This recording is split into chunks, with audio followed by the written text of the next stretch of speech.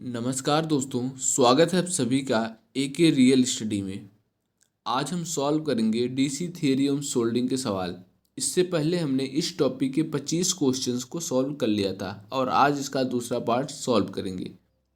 इसमें numerical part भी सम्मिलित हैं। आप जानते हैं कि डीसी थ्योरी का न्यूमेरिकल हर एग्जाम में बहुत इंपॉर्टेंट होता है और बेसिक से ज़रूर आता है। कुछ ना कुछ क्वेश्चन इस टॉपिक से ज़रूर आते हैं क्योंकि यह बेसिक है। तो ध्यान से सॉल्व करेंगे हम डीसी थ्योरी के न्यूमेरिकल को। पहला क्वेश्चन क्या रहेगा, ये जो है आपका जो पहला क्वेश्चन है वह 3 ओम प्रतिरोधकों को एक त्रिभुज के रूप में जोड़ा गया, किन्हीं दो कोनों के बीच प्रतिरोध क्या होगा। इसमें पूछ रहा है कि एक त्रिभुज बनाया गया है जिसको जो है त्रिभुज के रूप में एक त्रिभुज है, ठीक है, ये एक त्रिभुज है, ये एक त्रिभुज है, ठीक। अब इसमें क्या है, 3 ओम के प्रतिरोधक लगाए गए हैं। इसमें 3 ओम का प्रतिरोधक लगाया गया है। अब इसमें क्या होगा, अब जब इसको हम सॉल्व करेंगे तो ये जो है जो त्रिभुज है ये 3 ओम यहाँ, 3 ओम यहाँ, 3 ओम यहाँ, ठीक है। ये देखिए ये जो है 3 इधर हो जाएगा, ये जो है इसको हम सीधा कर देंगे, यहाँ से इसको सीधा कर देंगे, 3 इधर 3 ये, ठीक। तो 3 + 3 और ये 3, ठीक है। तो ये जब जोड़ेंगे हम तो 3 और 3 सीरीज में है, तो ये हो जाएगा 6 और ये हो जाएगा 3, ठीक है। अब 6 और 3 बचा, तो यहाँ पर जो हम फार्मूला लगाते हैं R इक्विवेलेंट बराबर समांतर में क्या होता है, तो इसमें होता है R1 × R2, ठीक, और R1 + R2 ये फार्मूला लगता है जब जो है समांतर में रहते हैं। तो इसमें क्या होगा, R1 का मान हो जाएगा 6 × 3, ठीक है, और ये हो जाएगा 6 + 3। तो इसमें आपका हो जाएगा 18 + 9 और इसको जो हम काट देंगे तो आपका आ जाएगा 2 ओम जो है इसमें हो जाएगा राइट आंसर। इसमें जो है 2 ओम राइट आंसर हो जाएगा, यानी कि सी जो आपका राइट आंसर हो जाएगा इसमें। नेक्स्ट चलते हैं, दूसरा है मृदु सोल्डर का संयोजन होगा। मृदु मतलब क्या है, सॉफ्ट सोल्डर, एक जो है सॉफ्ट होते हैं, एक हार्ड सोल्डर होते हैं। तो इसमें पूछ रहा है कि सोल्डर जो है मृदु सोल्डर का संयोजन क्या होगा। इसमें आपका जो राइट आंसर हो जाएगा वो हो जाएगा 37 + 63। सीसा का जो मात्रा है वो 37% होगा और जो टिन की मात्रा है वो 63% होगा। ये जो है ये यूज होते हैं इलेक्ट्रिकल के लिए, इलेक्ट्रॉनिक के लिए जो यूज होते हैं ये होते हैं 63, सीसा 37% प्लस टिन जो है 63%। और जो इलेक्ट्रिकल के लिए यूज होते हैं, इलेक्ट्रिकल के लिए जो होते हैं ये होते हैं 40 + 60, यानी कि 40% जो है वो आपका सीसा हो जाएगा, प्लस टिन की जो मात्रा हो 60% हो जाएगी। इसमें आपका जो राइट है वो ए हो जाएगा, ठीक, ए इज द राइट आंसर हो जाएगा आपका। नेक्स्ट है सोल्डरिंग में भराव धातु का गलन बिंदु होता है। सोल्डरिंग में जो भरी जाने वाली धातु है उसका गलनांक बिंदु कितना होता है, ये हो जाएगा आपका 420 डिग्री सेल्सियस से नीचे। इसमें आपका ए जो है राइट आंसर हो जाएगा। दूसरा है, चौथा नंबर क्वेश्चन है रंग 5 हेतु कार्बन प्रतिरोधों का क्रम क्या होगा। तो रंग 5 हेतु कार्बन जो प्रतिरोध होते हैं उनका क्रम क्या होगा। तो इसके लिए एक फार्मूला होता है BB Roy ROY great Britain very good wife, ठीक है। ये जो फार्मूला लगाया जाता है इसमें आपका हो जाए B का हो 0 1 2 3 4 5 6 7 8 और ये 9, ठीक है, ये 9 हो जाएगा। तो आप इससे जो है पता कर सकते हैं, इस फार्मूले से आप जो है कोई भी रंग निकाल सकते हैं। किसी भी रजिस्टर का जो रंग होता है, कलर कोड जो है उसको ज्ञात कर सकते हैं। इसमें पूछ रहा है रंग 5 हेतु कार्बन प्रतिरोध का क्रम क्या होगा। तो 5वां रंग किस पे आ रहा है, 5वां आ रहा है आपका ग्रीन पे, ठीक है। तो ग्रीन जो हो जाएगा ये हरा हो जाएगा आपका 5 नंबर। तो ए इसमें आपका हो जाएगा राइट आंसर। ठीक, नेक्स्ट है, एक बंद परिपथ में सभी विभव परिवर्तनों का योग 0 होता है, यह नियम कहलाता है। एक बंद परिपथ में सभी विभव परिवर्तन का योग जो है 0 होता है, यह नियम कहलाता है किरचॉफ का द्वितीय नियम। ठीक है, किरचॉफ का द्वितीय नियम, बी जो है राइट आंसर हो जाएगा। और जो पहला नियम किरचॉफ का है यानी कि ए, किसी भी नोड पर मिलने वाली, इसी क्या आपका है, अब ये क्या एक नोड है और इस पे आने वाली तथा जाने वाली जो धाराएं आ रही हैं, जो धाराएं जा रही हैं, ठीक है, ये आने वाली किसी भी नोड पर आने वाली तथा जाने वाली धाराओं का बीजगणितीय योग हमेशा क्या होता है, शून्य। ये है किरचॉफ का पहला नियम। ठीक, इसमें क्या होता है, जो किरचॉफ का पहला नियम उसको कहते हैं केसीएल यानी कि Kirchhoff current law, Kirchhoff current law और किरचॉफ वोल्टेज लॉ, ये होता है दूसरा नियम। किरचॉफ करंट लॉ और किरचॉफ वोल्टेज लॉ, ये हो गया केवीएल और ये हो गया केसीएल। ठीक है, अब इसमें क्या होता है, जो धारा, जो पहला है, पहला नियम केसीएल है, ये आवेश संरक्षण के लिए लागू होता है, और जो दूसरा है ये होता है ऊर्जा संरक्षण के लिए लागू होता है। ठीक, इसमें आपका जो राइट आंसर हो जाएगा वो हो जाएगा बी, किरचॉफ का दूसरा नियम। ठीक है, नेक्स्ट चलते हैं, टिन का गलनांक बिंदु होता है, टिन का जो गलनांक बिंदु होता है वो कितना होता है, ये होता है आपका 232 डिग्री सेल्सियस। डी जो है राइट आंसर हो जाएगा आपका, 232 डिग्री सेल्सियस होता है टिन का गलनांक बिंदु। नेक्स्ट चलते हैं, डीसी सीरीज व समांतर परिपथ के लिए नीचे दिए गए कथनों में से कौन सा सही है। डीसी सीरीज व समांतर यानी सीरीज व समांतर परिपथ के लिए नीचे दिए कथनों में से कौन सा सही है। तो वोल्टेज जुड़ता है, नहीं। पावर जुड़ती है, ये बिल्कुल सही हो जाएगा। धारा जुड़ती है, भी नहीं जुड़ती है, ये भी गलत ही है। इसमें क्या हो जाएगा, पावर जो है यानी कि पी बराबर P1 plus P2 plus P3, ये चाहे आप सीरीज का हो चाहे समांतर का हो, पावर का फार्मूला दोनों में एक ही लगता है। ठीक, नेक्स्ट चलते हैं, महो मापनी का उपयोग किसको मापने के लिए किया जाता है। जो महो मापनी होता है उसका उपयोग किसके लिए किया जाता है, तो बताएंगे। राइट आंसर क्या हो जाएगा, अम्लता, कठोरता, प्रतिरोध या इनमें से कोई नहीं। इसमें राइट आंसर आपका हो जाएगा इनमें से कोई नहीं। तो डी जो है राइट आंसर हो जाएगा। महो जो मापनी है उसका प्रयोग करते हैं हम क्या करने के लिए, चालकता को मापने के लिए, यानी कि चालकता को रिप्रेजेंट करते हैं हम जी से रिप्रेजेंट करते हैं चालकता को। ठीक है, जी बराबर हो जाएगा 1/r। ठीक, चलते हैं, नेक्स्ट क्या है आपका, तो आपका 9वां नंबर जो क्वेश्चन होगा, 9th नंबर का क्वेश्चन है, 2.2 किलोवाट यानी कि 2.2 का हो जाएगा किलोवाट। ठीक है, किलोवाट 220 वोल्ट, ये जो होगा P बराबर हो जाएगा आपका इतना और V बराबर हो जाएगा 220 वोल्ट। ठीक है, हीटर का प्रतिरोध कितना होगा, हीटर का प्रतिरोध यानी कि रेजिस्टेंस पूछ रहा है इसमें, तो R बराबर क्या हो जाएगा, V² V² ये होता है फॉर्मूला। ठीक है, प्रतिरोध ज्ञात करने का। ठीक, इसमें आपका हो जाएगा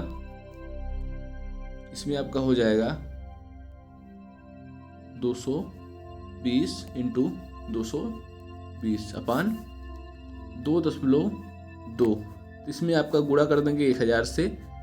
ठीक है, ये आपका हो जाएगा, इसको आप सीधे आप ये लिख सकते हैं 220 इंटू 220। ठीक है, अब फिर इसको लिख सकते हैं हम 2200। ठीक है, यानी कि 2200 किलोवाट। ठीक, इसमें क्या हो जाएगा आपका, ये अब का जो है कट जाएगा। ठीक है, इसको आप काट लेंगे पूरा, 20 से कट गया, 22 से 22 कट गया, इसमें आपका ये आ जाएगा 22 जो है राइट आंसर हो जाएगा।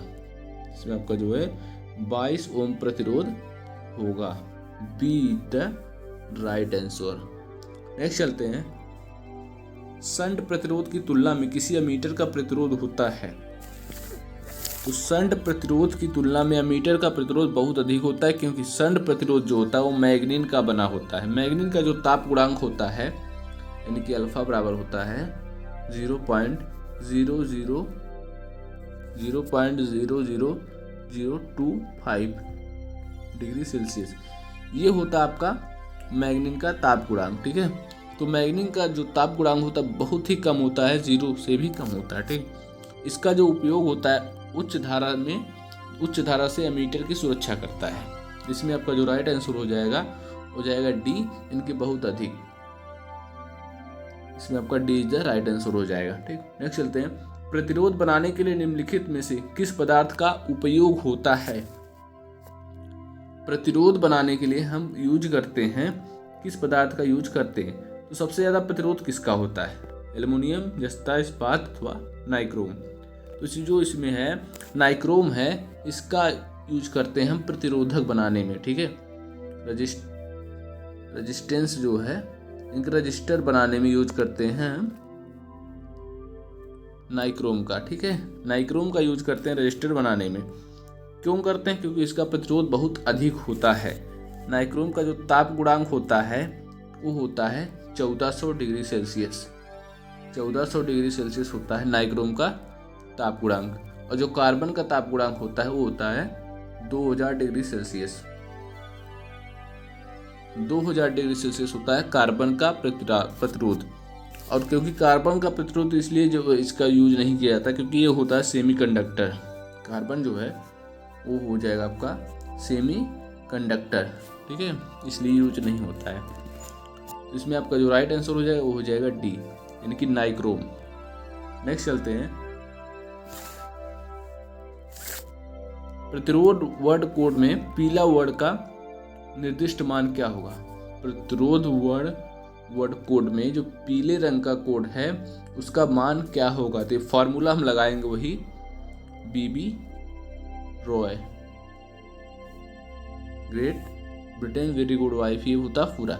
इसमें हमको यहाँ तक जाना है पीले, यानी कि पीला रंग तक जाना है।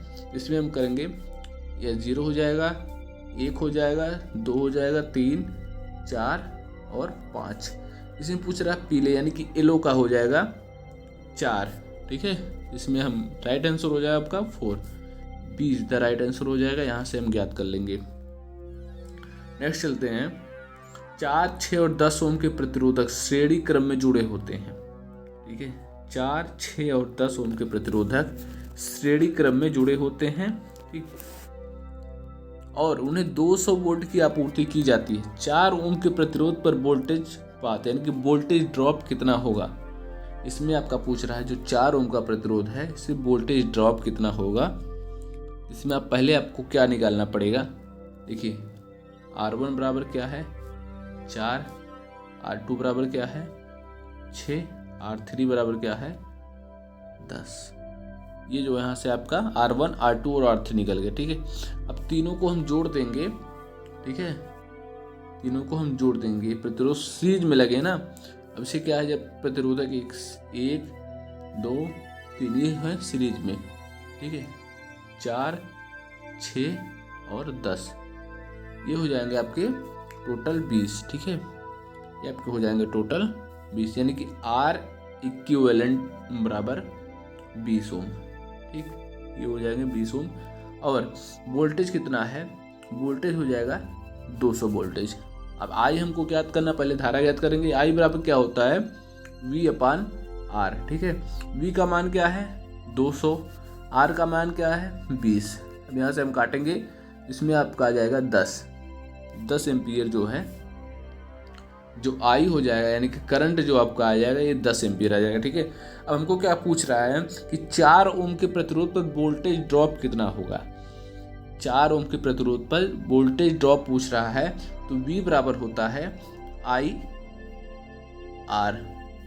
ठीक है, R क्या है, किस पे पूछ रहा है 4 ओम, यानी कि R1 के ऊपर पूछ रहा है। तो I का मान क्या है 10 और R1 का मान क्या है 4।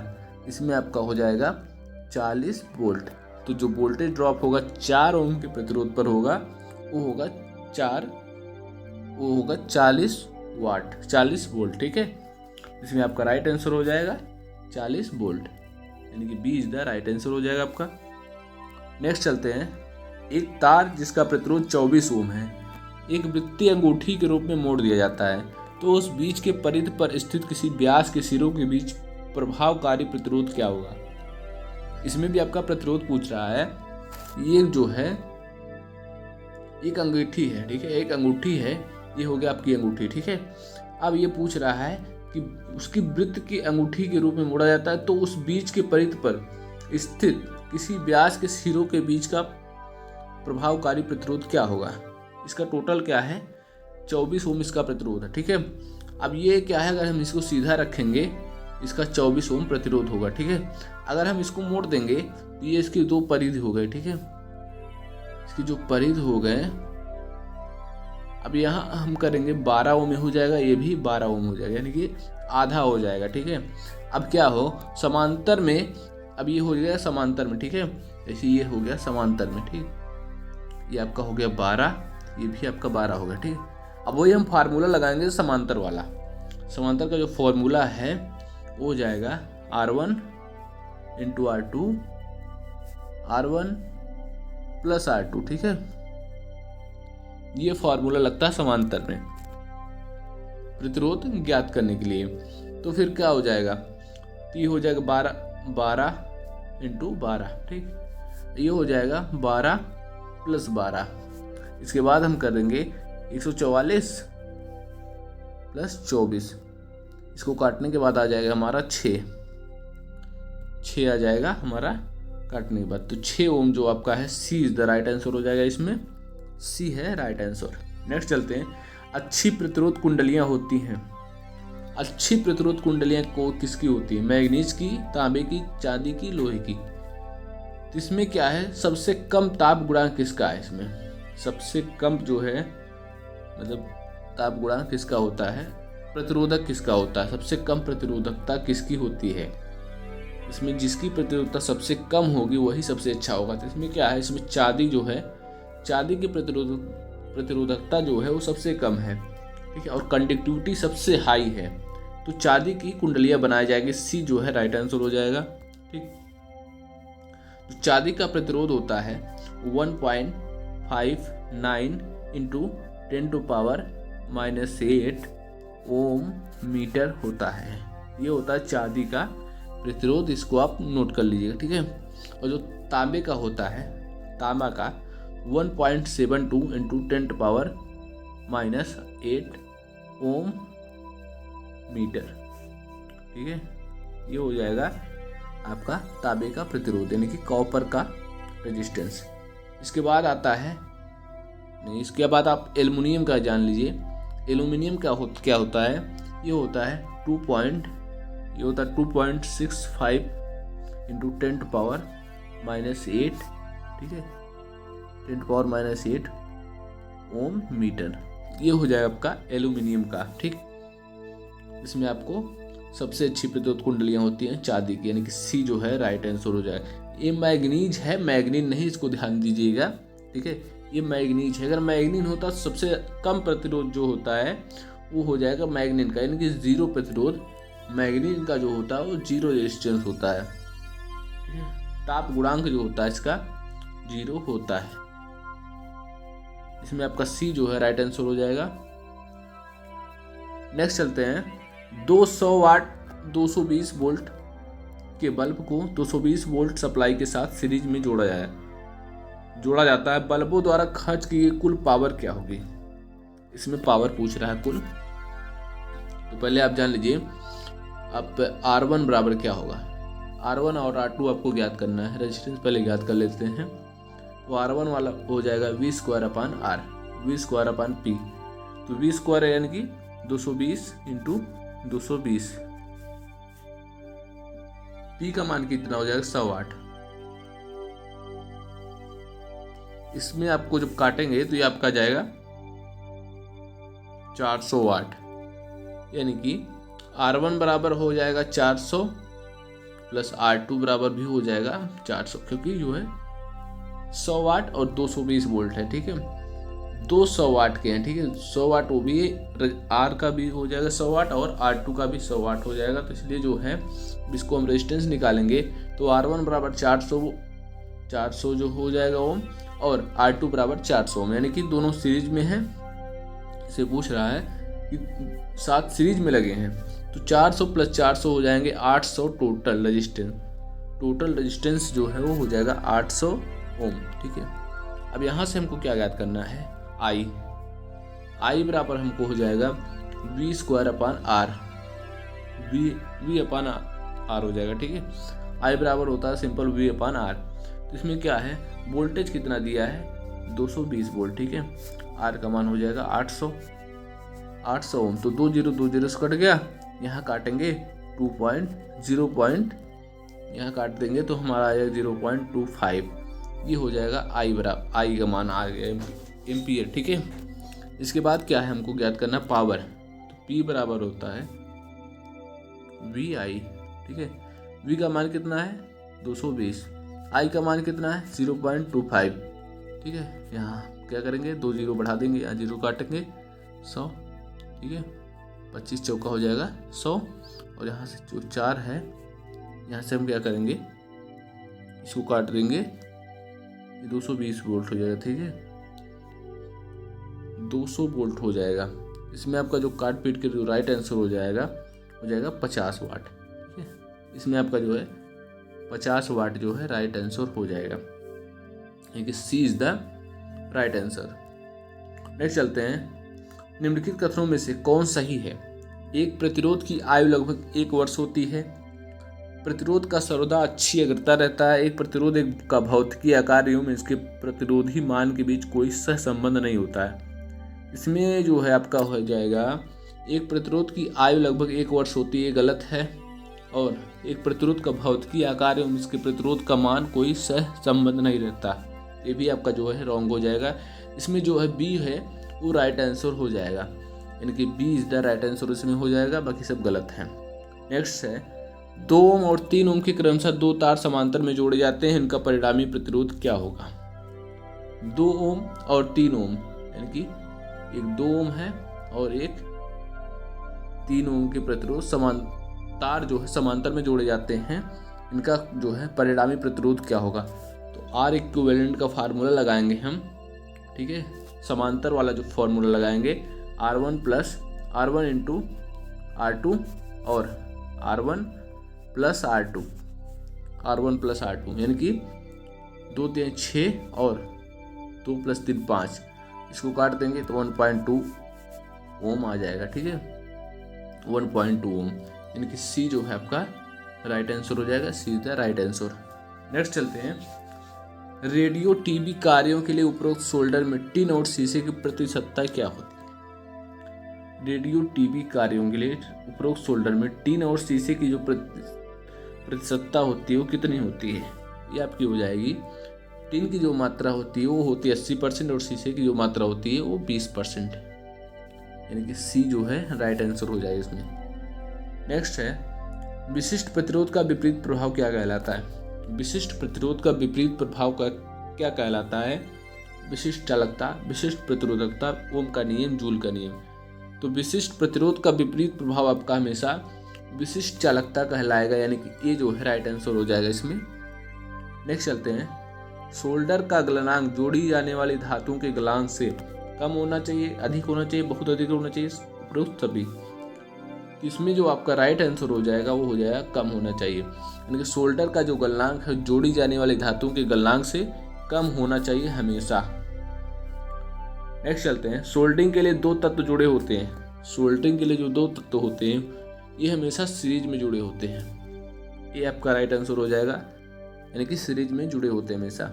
नेक्स्ट है, एल्यूमिनियम के लिए वाणिज्यिक नाम क्या है। एल्यूमिनियम के लिए जो वाणिज्यिक नाम है वो क्या है, यानी कि सोल्डर के बारे में पूछ रहा है। एल्यूमिनियम का जो सोल्डर होता है उसका वाणिज्यिक नाम क्या है। उसको हम या तो कहते हैं काइनाल, ठीक है, या तो उसको काइनाल कहते हैं, या फिर उसको एक नाम और कहते हैं आयर नंबर 7, ठीक है, आयर नंबर 7 अथवा कोइनॉल, ये दोनों हम कहते हैं। और जो एल्यूमिनियम का सोल्डर होता है उसका नाम होता है एल्कापी, एल्युमिनियम सोल्डर, ये है सोल्डर का नाम। एल्युमिनियम के लिए जो सोल्डर उपयुक्त होता है वो होता है हल्का पी। इसमें आपका बी जो है राइट आंसर हो जाएगा कि जो है जो वाणिज्यिक नाम होता है सोल्डर का वो होता है आपका काइनॉल। नेक्स्ट चलते हैं, सीट्स के वेल्डिंग के लिए प्रयोग करते हैं, सीट्स के वेल्डिंग के लिए प्रयोग करते हैं हम सीम वेल्डिंग, यानी कि ये आपका राइट आंसर हो जाएगा। यहाँ से सीम वेल्डिंग हम प्रयोग करते हैं। नेक्स्ट है सोल्डरिंग प्रक्रिया शुरू हुई थी, तो सोल्डरिंग प्रक्रिया जो है कब से शुरू हुई थी बताइएगा। तो सोल्डरिंग प्रक्रिया जो आपका है ये शुरू हुई थी 1907 में, यानी कि 1907 में शुरू हुई थी आपकी सोल्डरिंग प्रक्रिया। ये जो है राइट आंसर हो जाएगा। तो दोस्तों ये रहा हमारा लास्ट क्वेश्चन। ठीक है, वीडियो अच्छा लगे तो लाइक ज़रूर करें और चैनल पर नए हैं तो सब्सक्राइब करें, क्योंकि इसी टॉपिक के वीडियो आपको बार बार यहाँ पर मिलेंगे। ठीक है, मिलते हैं नेक्स्ट वीडियो में, तब तक के लिए जय हिंद।